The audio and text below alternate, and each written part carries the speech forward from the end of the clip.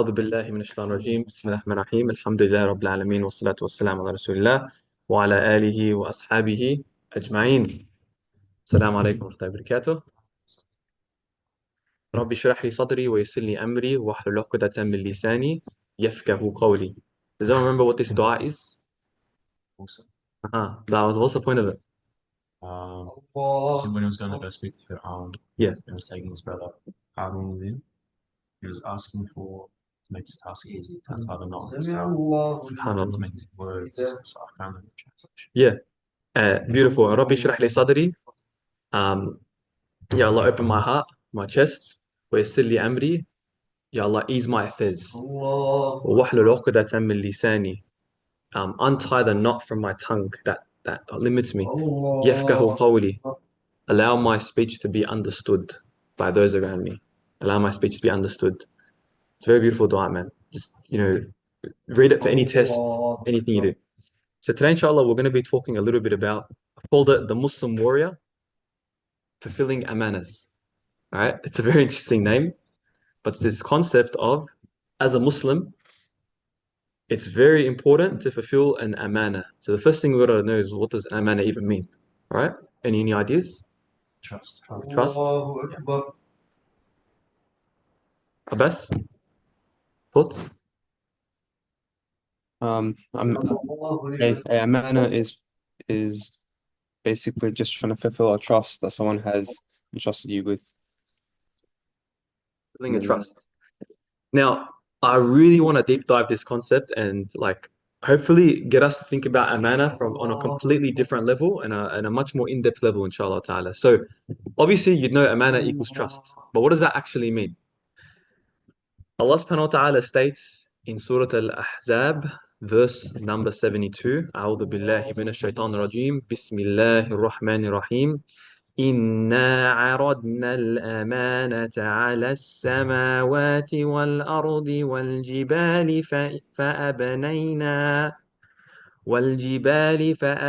فأبين أن يحملنها وأشفقن منها وحملها الإنسان إنه كان ظلوما جهولا, which means the following.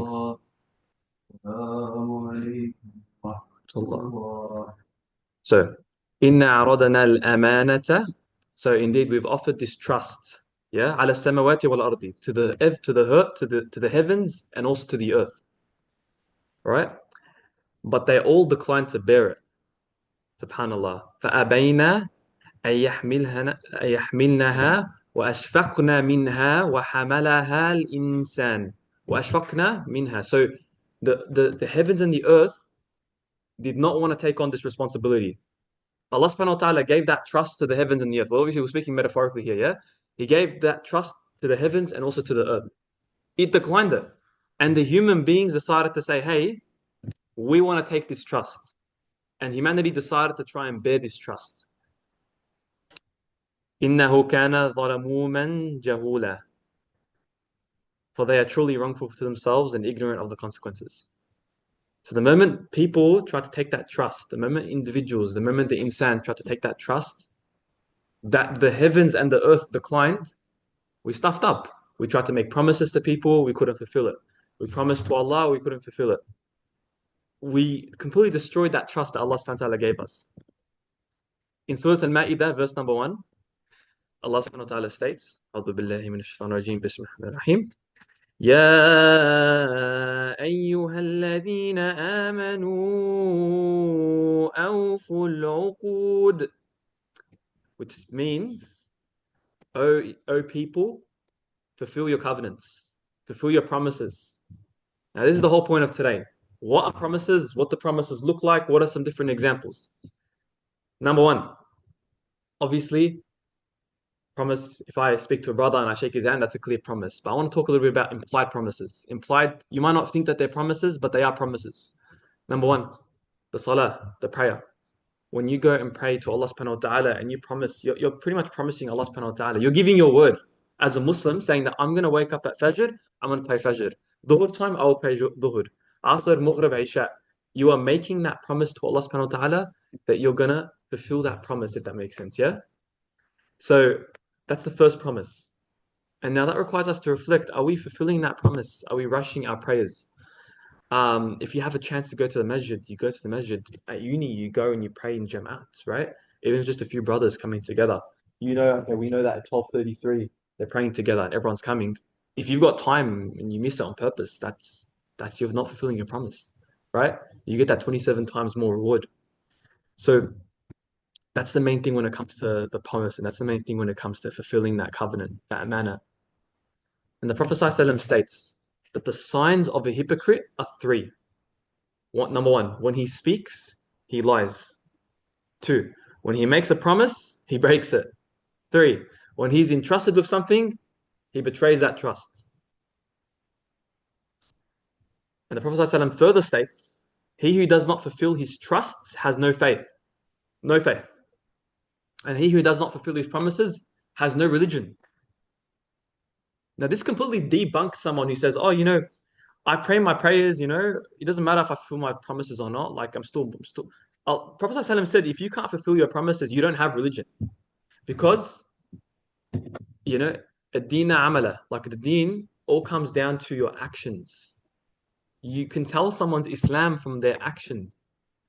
It's not words, it's not concepts. You can memorize 1,000 hadiths, but if you can't treat people well, then what's the point of it, So you also, when you're at university, you're making a promise to Allah subhanahu wa ta'ala by signing up for this. You are promising Allah, because it is worship, that you're going to do your assessments properly. You're going to make sure you're up to date. You're going to make sure you're studying properly. Like, assalamu alaikum. Assalamu alaikum, habibi. Alhamdulillah, how are you, man? Alhamdulillah, I can't complain. Good, bro, mashallah. How's your Eid? Eid, alhamdulillah, it was not too bad. Good? Too bad, yeah. Alhamdulillah, that's good, man. Assalamu alaikum, man. Alaikum. How are you? Alaikum. Alhamdulillah, How are you? awesome. Awesome. Alright. All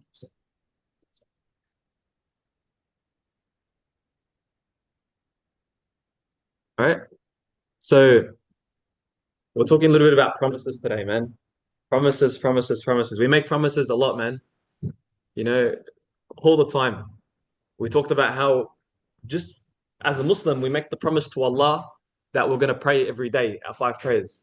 And if we can't even fulfill our promise to Allah, if someone can't fulfill their promise to Allah and they don't pray on time, how could you ever trust them in business or anything in their life?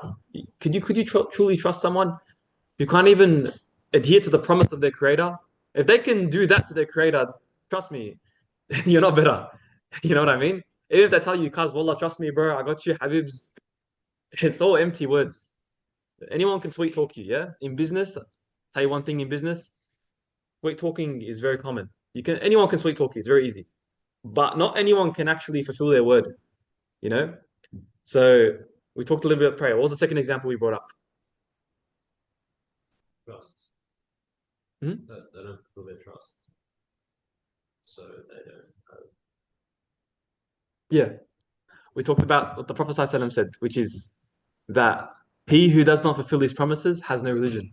Wasn't it the third one? You mean the second one? Yeah, sorry. The signs of the hypocrite are 3. Oh, you're talking about the second ayah of the Quran. Sorry. No, sorry, you're correct, not me. That's correct, yeah. Allah subhanahu wa ta'ala states in Surah Al-Ma'idah, Ya ayyuhalladhina amanu awfu bil-uqud, which is, O people, fulfill your covenants, fulfill your trust, fulfill your promises, man. If you've made a promise to someone, you've made a promise to Allah, make sure you fulfill that. If you say you're going to pray Fajr and you're going to wake up and you're going to do something, you do it. Does that make sense? Another promise that we make in our lives is our promise to take care of our parents till the day we die. Even beyond. We take care of our parents to the end. When they're alive, we take care of them. SubhanAllah, I was talking to a brother today. His mum was in hospital, Allah yashfiha, And yet, despite his mum being in hospital, she still made the effort to still want to cook for her family. But her back was breaking. She wasn't able to do it. So mashallah, this brother decided to go help her. Of course, his mother, cook food for the family, take on those responsibilities. And this is very important. Your mum tells you to wear a jacket before you leave. Don't cause an argument. Wear the jacket. Like, it's small stuff like this. Fulfill your promise. Treat your parents well. And even when they pass away, you still have an obligation towards them. Does anyone know what that might be? They're friends. Yes? Make dua. Making dua for your parents. Yeah? And they're friends. So, for example, you have mum and dad, and they've got close friends and family, people that they entrusted. You can't be like, oh, that's their friends, not my friends. I don't have an obligation towards them. Yes, you do. Well, part of good character is you do. You go give them gifts, you take care of them, you tell them, look, you took care of my parents, you were friends with them, I'm going to take care of you. Just things like this. It's very important. And no one thinks about that, yeah? No one thinks about who's my dad's best friend. It's like beyond the scope of your thoughts, yeah? Like it's nothing you think about. But really, people are like webs. We're all connected and interconnected in different ways. But ultimately, even better than taking care of your parents' friends is taking care of all your brothers and sisters, no matter who they are. Just, blood isn't always as powerful as we think. You know what I mean? So subhanAllah, there's that concept there. But also, sadaqah jariyah, making dua for your parents, building a well in your parents' name. Anytime you teach something, you say, this is from my mum and dad, Allah yarhamah, when they passed away. And you share that knowledge. You live that legacy of your parents, you know? Making sure that you take care of that. You're entrusted with it, you take care of that. Could be something small. If your mum had a dream, alhamdulillah, are all our parents here? So, yeah, alhamdulillah. It's a big blessing, man. So you have to ask the question, yeah? But if your mum and dad have a dream, or mum has a dream, you make sure that that dream comes to reality, even if she passes away. She's like, I really would have wanted to go, make this book. And she had everything ready, but she never made the book. What do? Make the book, publish it for her. If she had a dream, anything, bro, you do it for them. Your dad wanted to always, he had all these beautiful pastries he could make, and your dad always wanted to share that to the world, but he never had the tools to make that. Help your dad start the business. That makes sense. Sound like Mahdi? Stop. My brother, Jazakallah khair. We're talking about if your mum and dad, are your mum and dad here? Alhamdulillah, yeah, alhamdulillah, bro. If your mum and dad have a dream that they want to leave before they pass away, you make sure they fulfill that dream, bro. Like I said, if dad has they have a pastry business, or your dad has a certain thing that he wants to do, you know, you make sure that you help dad start that business that he always wanted to make. Your mum has a dream, you make sure you help your mum start that dream. She wants to make a book, you help her. Things like this. Speak to your parents, be like, Mum, what's your dream? What do you want to do? Like, what have you always wanted to do that you never got a chance to because you were raising kids? And she'll tell you like 20 things, bro. People are ambitious, man. Mums and dads are ambitious. Say 20 things. And then you should be thinking, how could I help my mum achieve that dream? One of my other friends, may Allah bless him, his mum always wanted to get a master's degree, but she spent all her time teaching her kids and she never got a chance to. So, mashallah, right now he took a year off and he's basically doing his mum's master's degree for at Melbourne Uni. And he's nearly, mashallah, he got a HD average. He took it serious, bro.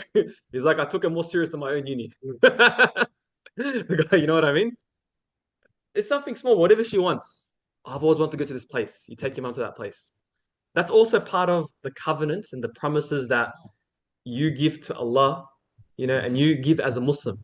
Because we're talking about Amanahs today, the concept of fulfilling promises. This is a promise to your parents. So you speak to a lot of youth nowadays, and you're like, bro, what do you have in your life? Do you have any promises, any agreements? No, man, I don't have much in my life, cuz just video games, myself, and yeah, that's pretty much it. I'm like, dude, you gotta remember, you owe a promise to your mum and dad, you owe a promise to the community, you owe a covenant to the masjid, bro, we have promises that we owe that we haven't even signed the contract for, but they are just as important, if not more. There's even this concept in Islam, it's not in the notes, but it came to my mind. There's this concept where you have an obligation to the community, and you also owe an obligation to yourself. It's called fard ayn and fard kifaya. Have any of you heard of that concept in Islam? You've heard of the concept? Yeah. So essentially, the idea of fard ayn is we as people, as Muslims, we all have like a certain base level of knowledge we have to achieve. For example, knowing how to pray, knowing what to say, knowing how to pray the janazah prayer, which is very overlooked, by the way. Like things like this, like knowing these sort of things is fard ayn. But there's also fard kifaya, which is there's a fard, like fard. It's not sunnah, it's an obligation to the community. So if the community has any gaps, let's say there's you know what I mean? You would have, yeah, that concept. What did you know about that concept? I think there was a janaba prayer, and my brother and I were like, oh, we can't make it, but it's a fark prayer, so someone else, so the community will Yeah, fill it. but we need to have people that come. Yeah. Exactly, yeah. Alhamdulillah. Very good example, bro. Of kifaya, let's say the community has no shuyukh, there's no sheikh in the community, right? You're in like where Abbas is, like Mount Gambier, yeah? Millicent. All right, let's say you don't have any like scholars in the area, which to be honest, he doesn't. He has to travel 40 minutes to go to pray. It's actually a fard kifaya, like someone in the community as a fard has to go study ilm and actually become a sheikh to fulfill that gap. Does that make sense? They need, maybe it's like you don't have any good, honest Muslim dentists or good, honest Muslim programmers or people in computer science, but they're not. We have a lot of Muslims, but they're not honest. Then it's a fard kifaya. You have to go in that field because no one else is. Maybe we need a leader. Let's say Monash University. So we don't have any examples of brothers that could take that. If you have the ability to, it doesn't matter how busy you are or how many businesses you run, you got to make sure you fill that because there's no one else that can do it. So sometimes in Islam, you got to step up, and that's a promise, a covenant that you're making. So anyone that tells you, bro, I'm living, things are going good in my life. Yeah, man, I treat my parents good and I have no other promises and obligations. Don't worry about community. That's not important to me. That person's thinking the wrong way. Do you guys agree? Because the community is also just as important. We are an ummah, right? Rasul says, ummati, ummati, ummati. It's not my blood family, my blood family, my blood family. It's ummati, ummati, ummati. So, of course, you take care of your family, but you also have to take care of your community. So being a Muslim is jihad, bro. It's hard. Jihad al-nafs. It's very damn difficult to actually do a good job. Yeah, anyone can be an average Muslim. And a lot of people think that they're doing a good job, but they're just focused on their own career and their wife, and that's it, and nothing else and no one else. But I think that's a really big problem. And so, as we said, the Prophet ﷺ says that the signs of a hypocrite are three. When he speaks, he lies.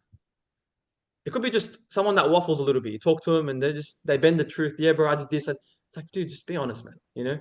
When he makes a promise, he breaks it. Yeah, cuz of course I'll see you 3 p.m. tomorrow. That's a promise, yeah? And then, oh, bro, I didn't know. I forgot, man. Oh, bro, I'll pay you. I didn't pay you. Like, it's just stuff like this. When he's entrusted with something, he betrays that trust. I'll give you a cool example. Let's say you tell someone, bro, pass my salams to your family. And you're like, yeah, done. And you don't even do it. You've been entrusted with a very big responsibility. You're passing the salam alaikum from the halaqah to your family. Does that make sense? So it's something small like that, which you can easily forget. So if you're a forgetful person, write it down or don't accept it. Don't make a promise. Simple as that. If you can't be stuffed writing down and you're forgetful in nature, then just say no to every obligation because you're not going to fulfill it. Yeah. So it's very easy to say yes, but you need to be honest with what your capabilities are with people. So someone says, yeah, bro, of course, this Sunday, Saturday, we've got this event. You're going to come, yeah? You're not controller, we'll see. But you know for a fact you ain't coming. You probably should say that. May Allah bless you. Thanks for inviting me, bro. Inshallah, next time, man, I'll tell some other brothers, man. You just be honest. So It's that exact things mentioned in the Quran. Mm. Speak with straight talk. And the direct Fusha translation speak with straight talk. SubhanAllah. And the tafsir is exactly that. Like if you can't make it, it's not inshallah, bro. It's like I have this on today, that day I can't make it. Yeah, like just being God wants to be there. Yeah. as it is, bro. SubhanAllah. Yeah. It's very beautiful. So speaking in a straightforward way. Yeah. So Abbas, what our beautiful brother Mahdi was saying is that was the mic might have caught it. He's saying that you need to speak in a speak honestly. Don't say like, oh yeah, inshallah, we'll see. Well, like for a fact you're not going to come. Does that make sense? Yeah, Or someone says, oh, are you going to make your marriage in a hall and invite people, but you're going to do a small walima? Don't say, yeah, we're going to have dancing stuff when you're not going to do that. Does that make sense? Be honest about your capabilities. If you're going to do business with someone, don't say, bro, I got you, bro. Any day of the week, anytime you call me, I'm there. Be honest. Say, look, bro, honestly, on the weekends, you won't hear from me, but inshallah, Mondays, I'm definitely going to get back. If you can stick to that, cool, that's the main thing. And the Prophet ﷺ further states, he who does not fulfill his trusts has no faith, and he who does not fulfill his promises has no religion. It's a very deep thing, man. We make a lot of promises every day to people. For example, I made a promise to my group assignment. I'm like, guys, We have a presentation next week. They're getting the content done. I'm like, guys, I'll compile your content and make your structure. You finish it Sunday, I'll get it done Monday. Today's Monday. You know, my schedule's pretty there's a lot of stuff happening, but I made the promise. So you got to fulfill whatever it might be. Or it might just be like, oh, you told a brother, inshallah, we'll have a dinner. At Eid when you meet people, but it's been ages because we got to catch up.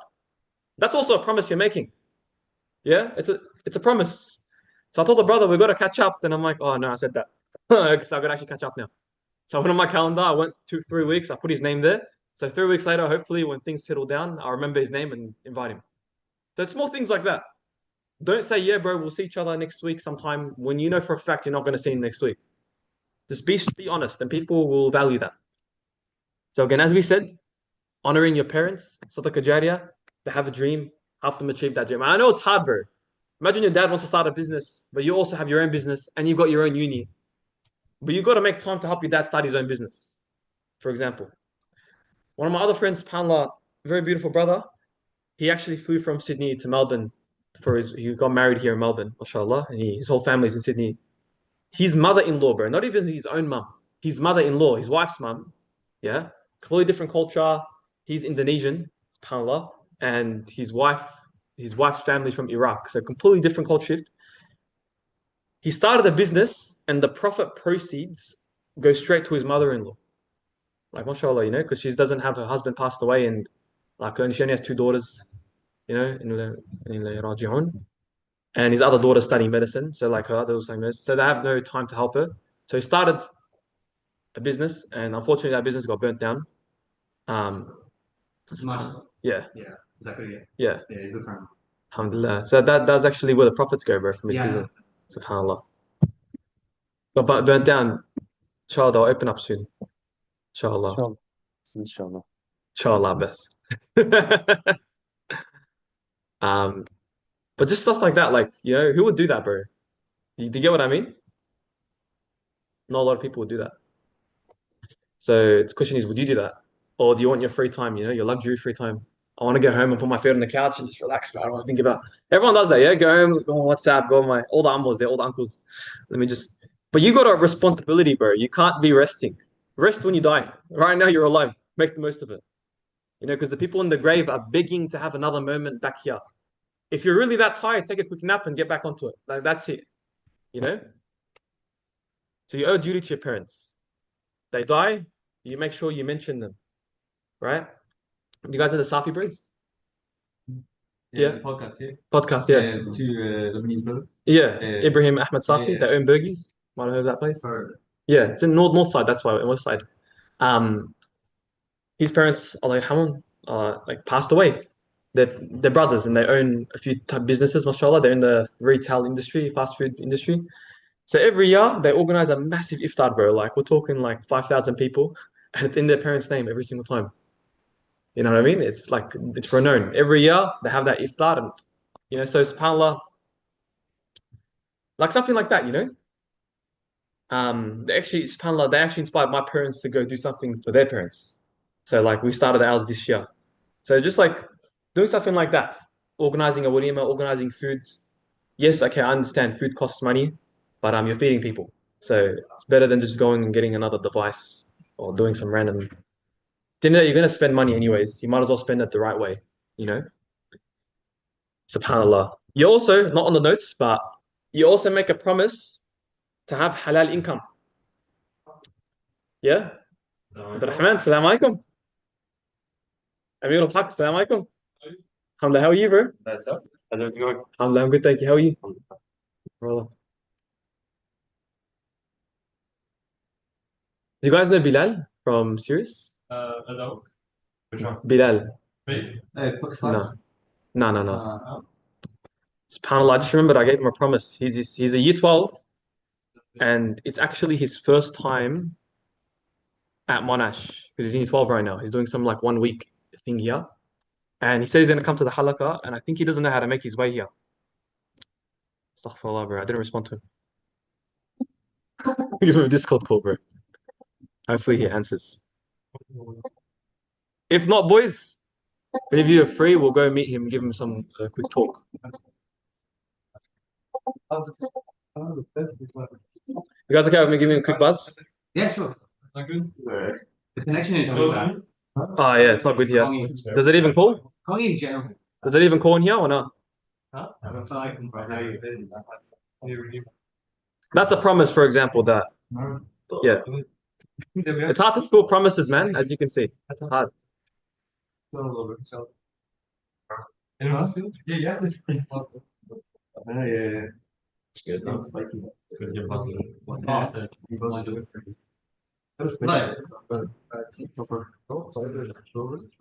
That one. Assalamu alaikum, Uzamu. How are you?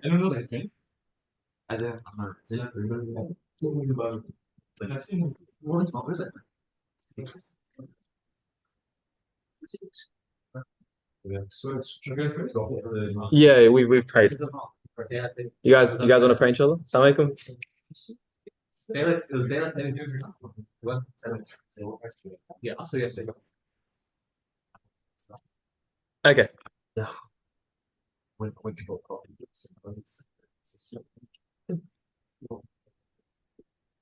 subhanAllah, this brother, year 12, he wanted to come and he wanted to meet all the brothers here, subhanAllah. I told him where the location was and everything, but I think he's struggling to make his way. His first time in this on uni ever in his life, So subhanAllah, I'll probably see him after. In any case, what we were last saying, we make a part of making promises is also making the promise to have halal income, right? And that's a big thing because what if, let me make a scenario, what if you're in a scenario where you have haram income and you know it's not correct? It might not be haram, but it's not clean, bro.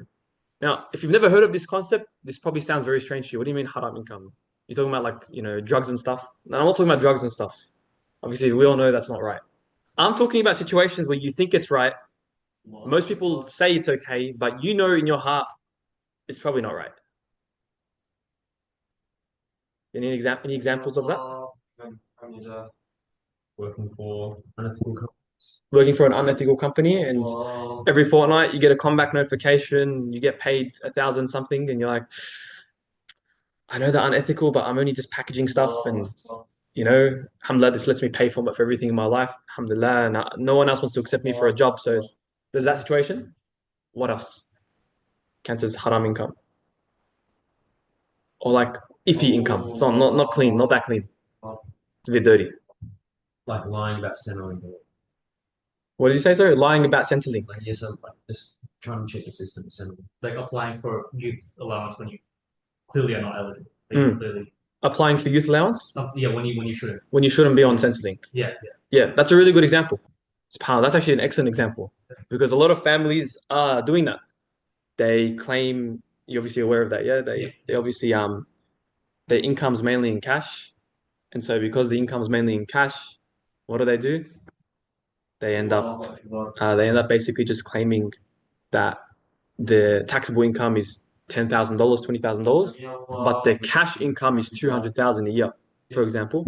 So Centrelink's like, oh, you're poor. Let's give you, you're in a tough situation. We'll give you 600 a week.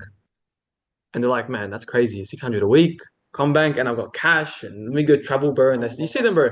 They start traveling everywhere. SubhanAllah, they start going, and you're like, man. But on paper, they're broke. On paper, they're like on the bridge of poverty. But when you meet them, you're like, bro, they're the most generous. Come, bro, we've got a feast for you, akhi. But it's like, yeah, bro, you're able to feed us, but from what money, bro? You get what I mean? Yeah, bro, of course, bro. We'll pay for this. We'll get this renovation installed. They're generous publicly, but it's because they're using Centrelink to be generous. So is it really generous? I don't know, bro. Like, it's probably not generous, yeah? So it could also be, let's say you have a service, right? You have to go spend an hour doing ABC. Like, assalam wa rahmatullah. How are you, man? Alhamdulillah, I'm good, thanks. So you owe money. You're supposed to do a service for money. You cut it short a little bit. It's like painting. You paint it, but we don't know what's over this item here, yeah? We know it's under, but what if that's not painted? What if you've got that door, but the top of the door, because you can't see it, is not painted? It's like stuff like this. People cut corners. In building, for example, there's a big crisis happening in Melbourne where they say that they're using got like cement sheets and waterproof basing, but they're not. Or they say they're using a certain material for the outside of the house, but when you put a knife through it, you see it's all like foil and like foam. It's all foam under the inside the house, but they advertise that as like full concrete, so they can save another 30K and bank 30K. Another really good example of this that I've experienced Yeah. and I've witnessed. I'm not a lot of you guys would have seen the Ramadan night markets, Yeah, right? yeah, I went to a few, yeah. and what they do is, and in my opinion, if you're hosting a night market, you have the burden of responsibility to market that event so that people can come and give these businesses money, right? But I went to one in Altona, and I wasn't affected by this because I don't have that much setting up. But like aunties come in with like food and like boiling equipment and everything to make the food. But the event was not marketed at all, so nobody came to the event. But they take $100 from each visit. And on your time Yeah, that you could have used making money. yeah. Yeah. So the event host made 2K, you Yeah. know, because from taking the piece, but then they didn't market the event at all. They barely promoted it, and so many businesses lost so much money. Like they got no one. Barely anyone came to the event. I was there. But barely anyone came to the event. And even though my setting up cost and time isn't that much, I could feel for like the old aunties and uncles who take time of their day to set something up like this just for the event host just to take $1,000 away from them or $100 away from them. Yeah, it's just another Nah, example. that's a beautiful example, man. Like, for example, that the hosts have a manner, a responsibility. You're getting paid $100, but you need to make sure people come. Exactly. That's the whole point of it. You don't just say, "Don't worry about it," and no one comes, and who cares? They've got 2K. Maybe they made 20K, bro. I don't know. 100 stalls. Yeah. You know, 20K in the pocket for the mosque or whatever. But you literally could have made one video and Yeah. 1,000 people came. You know, subhanAllah. It's very sad. Very, very sad. Now, there's another responsibility that we have, another amana that we have, which is the responsibility to attend gatherings. So, for example, you sign up for the halaqah. How consistent are you? Right now, obviously, if you got class, different story. Yeah. But if you don't have class and you got class at 3:30, but you want to go kick back, that's also a responsibility. It's a contract that you're making with Allah that I want to go because this is our form of learning Islamic knowledge. For some of the brothers here, this is for me it's a big responsibility. It's the only place they're learning Islam. They don't have another halaqah they're going to, and every single Muslim should be attending a halaqah. So if there's no halaqah and this is the only one, it's Islamically obligatory for you to come. Does that make sense? Because you have that commitment. Assalamualaikum Zaid. You have that commitment to attend, and you're learning Islamic knowledge for the sake of Allah. Another one is if you owe money to someone or you've received an invoice. Now we talked about this in the previous halakas, but the Prophet ﷺ said that you should pay someone before the sweat on their face goes dry. Before the sweat on their face goes dry, they should be paid. Does that make sense? Which is a big thing. A lot of people, they got the money, but I'll pay him later, I'll pay him in a few months. But actually, you should pay the person once let's say they're painting the house. Once the paint is done and the sweat's on their face, alaikum, bro. Okay. Take enjoy your class, bro.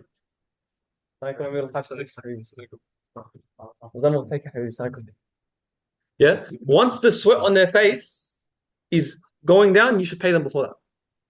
But some people are like, bro, it's so sad, wallah. It's like, oh, look, I got the money, but once I get my next paycheck in a fortnight, it just feels better for me mentally. Well, why did you ask for the service, bro, if you can't pay for it? Facts, yeah. Yeah, like that's true. Why did you ask someone to do a service for you if you're gonna make them wait 2 weeks? Just say, bro, can you do it in 2 weeks from now? Because right now I don't have the amount. I don't want to spend the amount. Don't say do the amount. Do it for me today. It's urgent, but I'll pay for you when I get my next paycheck because it just hurts a bit too much if I have to pay now. You know. Then don't ask for the service. That like just being honest like that. If someone does a service for you, they're cleaning your car, they're doing something, make sure you pay them the moment it's done. The moment it's done, you pay them. You're with a friend, he shouts everyone, food. And you know, bro, that was a bit hard on him. And obviously he expects you to transfer him back. You don't go home thinking, should I transfer him? Maybe I'll do it tomorrow. Maybe my next paycheck in a fortnight, I'll make him give him installments of $10 every 2 weeks. Dude, just pay him the $40. Does that make sense? The moment he pays for it, you pay him. Like it's stuff like this, bro, that I feel like we as a community, we value money so much that we can't actually fulfill people's haqs, which is very sad. I know a brother, he he got cow milk from an Australian farmer. So I think goat milk from an Australian farmer. Yeah. Isa, assalamu alaikum. Yeah, no, all good, bro, all good. He got literally goat milk from an Australian farmer. Now, he didn't get to pay him properly. So he literally was searching for this farmer, bro. He traveled 2 hours to give him $20 note. You know what I mean? I know another brother, because the way Aussies work is Aussies have like, they don't have tawakkul, but they have trust that they're going to get paid. You know what I mean?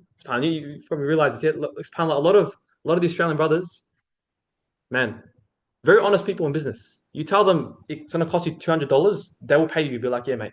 Or for example, they don't have the money, they'll be like, that's too much for me. Thank you very much. They don't haggle, they don't bargain. It doesn't exist in Australian culture.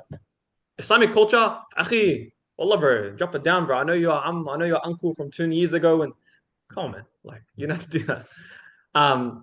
So he built him an entire house in Euroa. Yeah, an entire property, entire house. And you obviously, when it comes to property projects, I can bro, when it comes to building houses and stuff, you pay in installments, but like it's big amounts, like 20, 30K, 30, 40K, 60K installment for different parts. Let's say the interior, exterior, whatever, plumbing. There was a bro, he owed him like 30K, and the guy's like, oh, don't worry, you can do it later, bro. Like the guy didn't even care, bro. He has that like trust that he's gonna get paid. But that Muslim brother, he felt like, no, I have to pay him.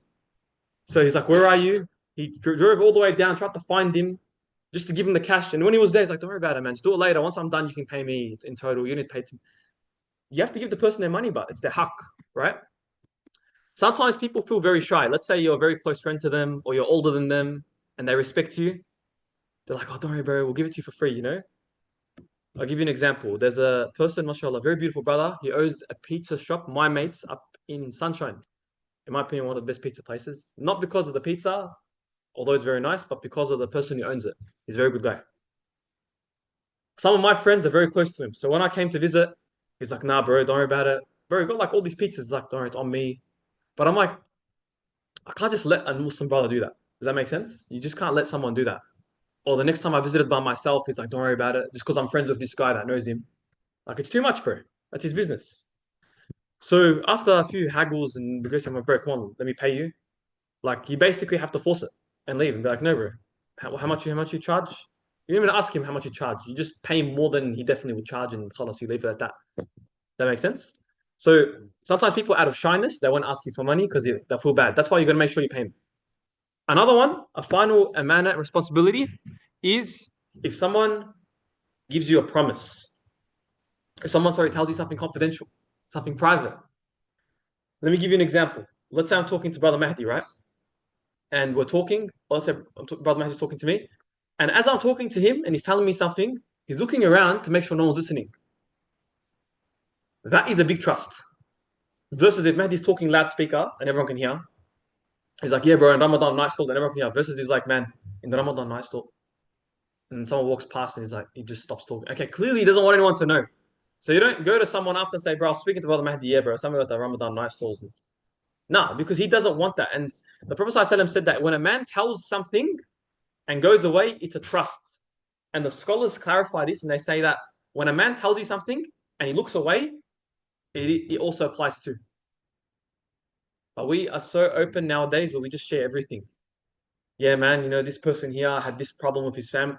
Look, the only time when you can actually talk about someone's life and things that are private, the only time you can talk about something private that only applies if you want to give them nasiha and you're asking someone to help you give better nasiha, like advice.